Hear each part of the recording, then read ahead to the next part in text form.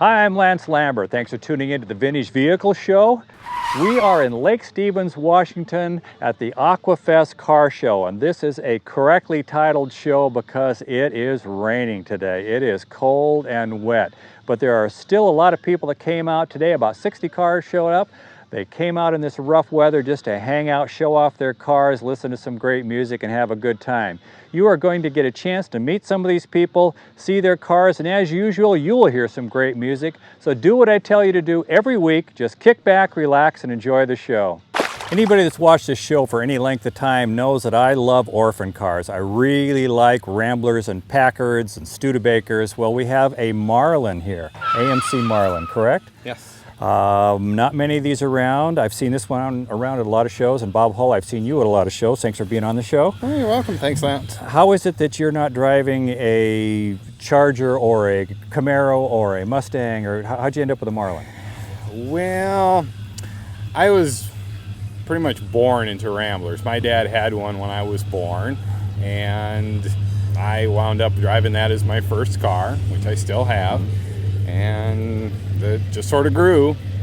I know that you're really involved in the AMC, the Nash, the Rambler scene in the Pacific Northwest.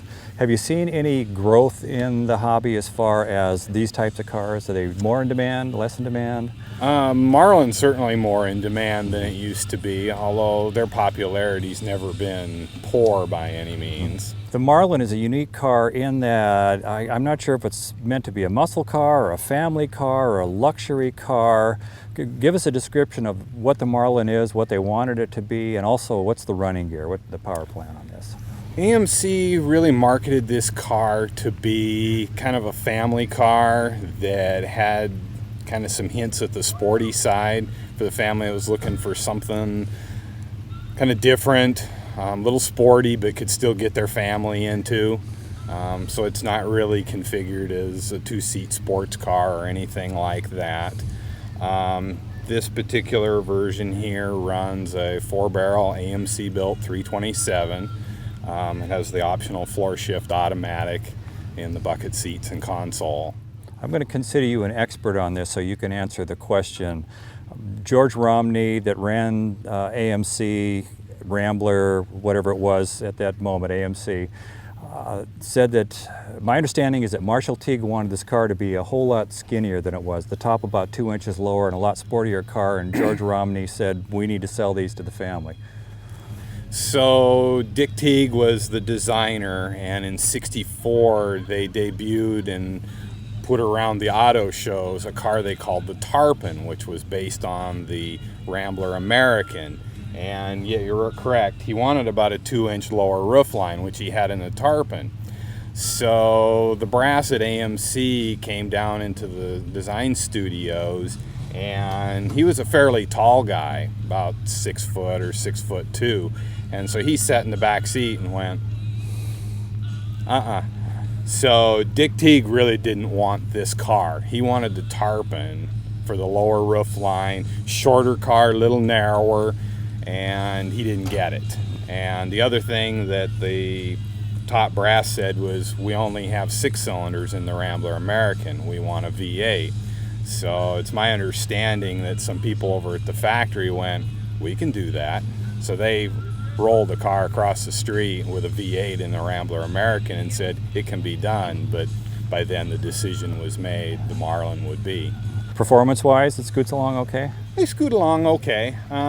They're not barn burners by any stretch.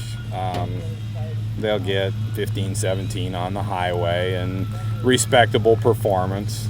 Well, Dick Teague got his wishes when it came to the AMX, I think. Probably got to live out some of the things he wanted to live out with this. Yeah, I read a story not too long ago that said they actually gave him that project just to kind of pacify him and keep him quiet. Keep him from whining. Because he was really barking at them that he was wanting to do something. Some kind of performance car. Kind of do something for the performance image of AMC, and they were really still pretty steadfast in building family cars for the masses. Mm-hmm. Well, Bob, thank you very much for sharing your Marlin with us. It is a beautiful car. It's a little wet, though. This car is kind of wet. Well, I figured Marlin at a water festival. Perfect. A fish car at a water Perfect. festival. Yeah. Okay. It's Thanks, just Bob. a gotta be. All right. Thank you. In the not too distant past, I visited a car dealer in the Seattle area who had a really nice black and red 1960 Studebaker. It was a convertible. I had plans of buying that car. As a matter of fact, this is the exact car. By the time I got my ducks in a row, some guy named Jim Thayer had bought the car right out from under me. Jim, I'll forgive you for that. Oh, good. Great car. I wanted your Rambler. Well, we could have worked something out. Maybe still can. Well, this is an unusual rig. You don't see many 60 Larks around, not many with a top that goes down on them. Tell us about this car. Well, they are a fairly rare car, especially now. Studebaker was always noted for having particular problems with rust.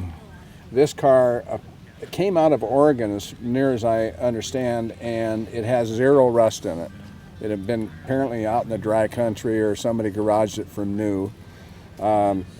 They offered them with a inline 6-cylinder engine or a 259 cubic inch V8. This one has got the bigger 289 Studebaker V8 with an automatic and power steering and a wife. That would be the governor, right? Yes, on the motor. Yeah, that's the governor in the motor. Right. It's been obviously customized a little bit or changed a little bit. Not a factory paint job on it. It looks like the interior has been done on it. What kind of changes have been made to it? The only thing I know of, I've had Studebakers before. This one's had the emblems removed from the fenders and the back panel. The upholstery for a convertible is the way you would see it in this car, except somebody's added the red piping to it to go along with the two-tone paint. Performance goes along okay? Yeah, this one's a 289 with a 2-barrel. It's got plenty of power. Actually, coming up here this morning, I didn't realize how slick it was, and I come around the corner and just stepped on it normal and went whoop. Broke them loose. So it does have some power. What do you think it is that screwballs like you and I like these oddball cars, the Studebakers and Packards and Ramblers and all that? What's the appeal to you of a car that's not one of the big three? Well, I grew up in the 50s and I got my first car in 55 and it was a Chevrolet. Ever since then I wanted something different because all my buddies had Fords and Chevys. So I was driving Kaisers and Studebakers and Plymouths and anything that wasn't a Ford or a Chevy at that time, and it just kind of stuck with me for years. So did you take an occasional beating over that back then? Or? Oh yeah, they pick on me all the time. I just pick on them back. I tell them I don't park next to their Ford because it'll rust. What I think is kind of fun about owning an orphan car is you get teased. It's all good-natured. You get teased about it, but you know they really like the car. Oh yeah. Oh yeah. George Eddy, you came up to me at the Aquafest Car Show and said nice things about the Vintage Vehicle Show. I appreciated that. We shook hands, parted ways. I saw you walk over to this car. I was like, George, come back. This is really a spectacular 68 Camaro. Tell us about it. Well, thank you. This is my pride and joy. It's a 68 RS SS big block. It's the third Camaro I've had, and I kind of started at a regular standard Camaro, and then I went to a SS clone, and then I've had this one. I stepped up to this one, and I've had it for about 14 years now. Wow. And I was lucky enough to find it. It's a local car, and I was the second owner. I bought it from the original owner, so. I just did an appraisal on a 68 RS SS, and in the process of that, of course, in my research, I got to see the sales prices on some of these things, and this is definitely a Barrett Jackson big-time car. In 14 years, are you surprised at what was a valuable car 14 years ago, but now it's astronomical? Yes, I'm very lucky I had that opportunity to buy the car back then, and I kind of stepped up back then and paid some money. Like I said, it was a third way in, and I couldn't afford one right now, I don't think. So I feel fortunate. I think there's a lot of people in the hobby owning cars that could say that. Tell us about the running gear on this. These are special. Yeah, this is a 396, and it was a 375 horse, and it come with a turbo 400 and the 12-bolt posi. Being around here, I'm around a few of my friends are drag racers, so he went ahead and put a little bit bigger cam in there and had to put a stall converter in and left the gears. It's 3.7, so, but every once in a while I take it down to the nostalgia drags, and I've ran a $12.99 in it, just sitting the way it sits. So $12.99 equated to how many miles per hour? 109. 109. That's certainly respectable. So when it comes time for you to sell this, you could probably use the money and buy a small town somewhere. Well, I'm hoping to have some kind of retirement. Okay. Well, here's the retirement. George, thank you very much for being on the Vintage Vehicle Show. This is a beautiful Camaro. Thank you. It's my pleasure. Ron Shirk, you have a 1951 Ford Woody. This is Woody to the max. You have surfboards on it. You have lays hanging from the windows. Did you just get back from the beach? Oh, no. Came back from Anacortes. Well, that's close to the water there. So, Oh, yeah. Yeah. Nice and cool. Tell us about the car, the history of it. Well, I bought it in Fort Lauderdale, Florida. It's out of St. Petersburg. And I rebuilt it down there in the warehouse. And we had a carport. We had 4 hurricanes in 2004. And it was time to get out. So we brought it up here on the back of a moving van. I didn't drive it, but I finished it up here. I finished the wood. And here it is. The thing that's cool about Woodies is that they appeal to everybody. Even non-car people seem to get all warm and gushy around Woodies. Is that what you run across? All the time. Thumbs up, get the hang 10, love it, everything. People stop and take a picture with their telephones and the whole bit. The wood on it, you say you redid that yourself? I bought the kit and I refinished it. You shorten it because it comes as a kit and it's 3 inches longer than the body because each Woody was different. And you have to sand it down and then you 16, 18 coats of varnish, wet sand it, and hand rub it out. I have a neighbor that has a 48 Chev Woody, and he had the wood redone, and when he was done having the wood redone, ended up costing him more than what the car was worth when it was done. It was worth a lot. So it's amazing what goes into the wood on these. Flathead V8 in this? No, 302. Oh, okay. Tell us about that. 302, well actually a 347, and it's got the aluminum heads. I got it with an AOD transmission, which is automatic overdrive by Ford. I got Explorer rear end, which is 4-wheel disc all the way around. Got a Mustang clip front end, and she handles very well.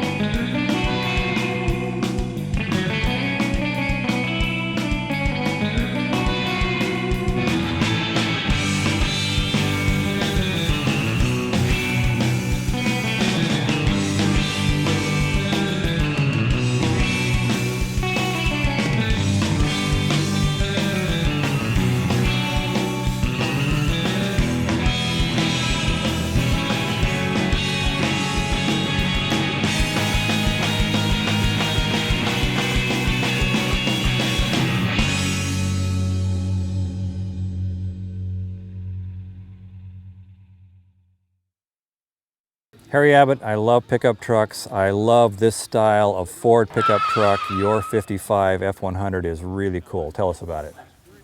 Well, I kind of got into this by accident. I just came back from 3 decades of sailing around doing nothing, and I thought, you know, I need a hobby so I can continue doing nothing.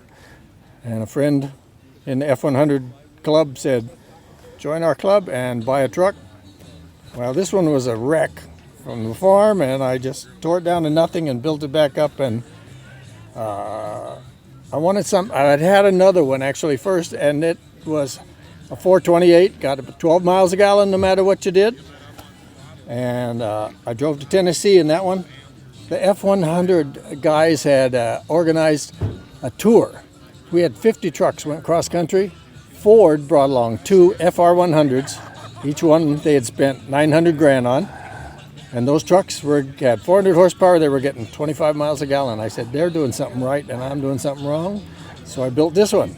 Put in a late model double overhead cam, 32 valve, modular engine, 6-speed transmission, all Corvette running gear, and gets 23 miles a gallon, got 350 horse, passes emissions. That's all I want. Perfect. I figured you're either going to say you still got 12 or the other end of it. I think this may upset some truck owners, but I think that of all trucks ever made, this body style of Ford is the best looking. It just looks like a truck from the 50s out of look. What years did they make this particular body style? All right, this one went from 53 to 55, the slant cab they call it. And then 56 they did the wraparound with the big back window, and those are worth a little bit more. And most of the people have those, surprisingly. But I particularly liked the slant cab. The trucks used to be, if you wanted a 55 Ford and you bought a two-door, you brought a Crown Victoria or whatever, 55 or 56, you paid a certain amount for it. Trucks of the same year were significantly lower in price. Over the years, I have seen where it's just all evened out, and where you used to be able to get a scream a deal on a truck, now you're paying good money for them. Has that added people to the truck side of the hobby or driven people away, do you think? Well, that's a good question. The last 3 guys in my club that sold their trucks sold them for $30,000, and they were probably equivalent to this, which I was quite surprised. I thought that was a high price for an old farm truck, but you can still buy them cheap. I think you can buy a basic truck like this for $1,000, whereas I don't think you could buy a 55 Ford car for that much in the same condition. 55 and 56 was the year that the big 3 started realizing that trucks weren't just to haul hay and dirt in the back. Sometimes the people that owned them wanted to also drive them into town on Saturday night. They wanted something a little bit nicer. Have you noticed if you compare this to maybe just a year or 2 earlier on Ford pickup trucks, do you notice much different as far as the luxury of them or the comforts of them, or the is it a farm truck and then a Saturday night truck, or what do you think? I think this was probably the first series. The F100 series was probably the first series that did both. The F1s were quite a bit narrower and quite a bit more uncomfortable, and it was hard to be a family car. You couldn't get 3 people in it. This you can get 3 people comfortably if the bench seat were still in it, of course. And on a nice wet rainy day like this, how's a truck like this handle? Well, with Corvette suspension, it handles like a Corvette. Handles just fine. Which is pretty bumpy. Okay. Well, Harry, it's a beautiful truck. Thank you very much for sharing it with us, and thanks for being on the Vintage Vehicle Show. Mike Harris, a red and white 56 Chevy Belair. That's pretty much doesn't get any better than that. Tell us about your car. Well, I've had it for about 14 years. We drove by a car dealer, the wife and I, and it just happened to be sitting out there. And we said, well, let's stop and take a look at it. And it had only been on the lot for 4 hours. We drove off with it. And of course, this was a retirement gift for myself, being in the Navy. I went, okay, yeah, I can take off with this. And the dealer went, oh, 4 hours. I should have asked more for it. Yeah, because I think I got a pretty good price on it back then, and that was before they really started skyrocketing. Tri-5 Chevs, 55, 56, 57 Chevs have been so enormously popular for so long, since the day they were made. What is it about making you want a 56 out of those, and what do you think it is about those 3 years that make them such a popular car? Well, you know, they were really popular because it was a new body change. You know, plus they come out with the V8 starting in 55. With that little small block 265, and that's what this one has. You know, it's completely stock. So it was just those shoebox cars that really made a difference. And you know, they were in competition with Ford, so they come out with a new design with that V8. You know, it was really hard off the blocks, and you know, they could beat Ford with that. So those three years were the big turning point for Chevy in producing these cars. 265 in this Power Glide? Yes, 265 with the 2-speed Power Glide, and it's original, just 90% original, and got 110,600 miles on it. We're here at the Aquafest Car Show on what should be a sunny summer day. It's a cold, wet summer day that we get too often here in Washington. Why are you here? How come you're not home with your feet up and a fresh cup of coffee or a bottle of beer and a car magazine? What is it about guys like you and me and the other ones here and wives and people that they would endure this? Well, Lance, you know, as car enthusiasts, you just go with the flow. And being in the Pacific Northwest, you take your chances, you know, every time you go out. It might be rain in one place and sunny in the other. And it was just the opposite where we are on Whidbey Island.